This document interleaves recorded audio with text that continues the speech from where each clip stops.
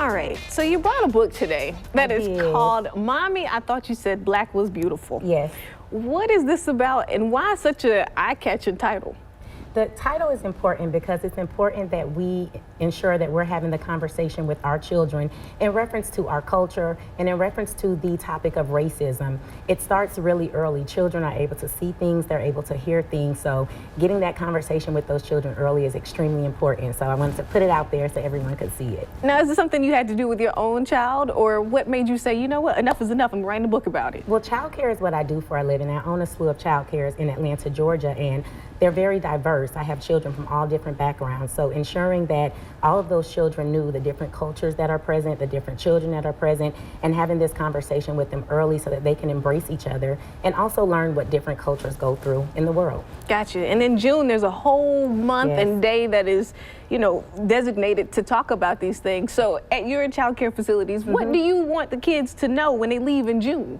Well, when they leave in June, specifically as it pertains to Multicultural Child Awareness Day, is that we have to accept each other. But in order to accept each other, we have to know who we are so that we can accept ourselves. Beginning to accept yourself starts in childhood. So leaving, they need to know who their friends are, what their friends' backgrounds are, and also what their backgrounds are so that they can then embrace and come together to create a diverse environment. Awesome. And this is not your first child book. This is not the first book you've ever written. You've done this a couple times. I've done it a few times. I'm pretty seasoned.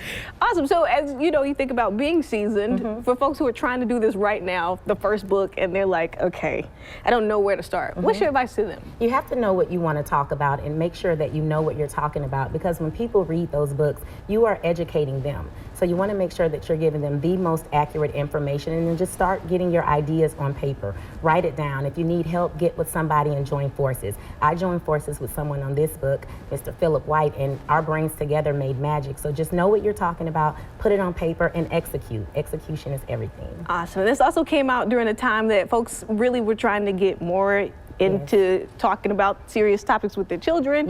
It's on Amazon right now, but it came out in 2020, so now 2024, what are you most excited to see come out of this book? I'm most excited for people to see that even though it was written 4 years ago, these issues still exist. Things still exist. It's not going to change. It's universal. And it's not just from the Black culture, it's for all cultures. So just making sure that people know whether today, 4 years from now, or 20 years from now, we're still going to be faced with these same issues, and our children, first and foremost, still need to understand what they are. Awesome. Now switching gears, because they say you are a serial entrepreneur. I am. And that does not mean you have a cereal box or brand. That means you have a couple different brands. So can you tell us about it and how we can connect with you in Atlanta? Absolutely. So in addition to the child care centers, I'm also a real estate agent, a author, and I own I'm the leader of a brand called the Galentine's Day Gala, which is a women's empowerment event, award show. It's like the Grammys for women in business, where all women come together who are leaders, who are trailblazers, and who are really making a difference in their respective industries,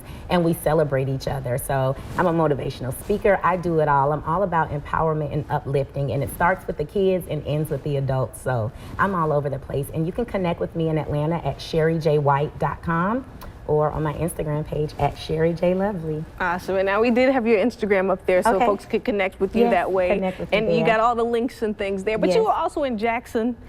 Just today. Just today. I'm only in town for a night. And so now for the folks who are trying to hurry up and get to see you tonight, what do they need to do? Oh, well, so if they want to see me tonight, I'm going to be at the grand opening of Latrice Rogers' event. She's launching her sweets and her beauty supply store, and she's fabulous, and I'm fabulous. So I'm going to be there celebrating and empowering her like I do, and that's where I'll be tonight. So awesome. So the Goddess in the City, that's what you're talking about. So it is happening today. That's fantastic. And then one more time, we're going to show folks how they can connect with you on the screen. And again, you said tonight, Goddess in the City, you will be there. In the City, I will be there. So come on out, let's meet, let's connect, and any questions, I'm there to answer them. Awesome. Okay, the question of the day is also, what is the best magic trick you've ever seen? The best magic trick I've ever seen is somebody turn an ace card that was in their hand into a diamond card that was not in their hands, and I don't know if it was my eyes or their hands, but it was magic. I'm gonna show you another one. You ready? Yes. Bye. Oh God. That was it. That was it. We're back in a few.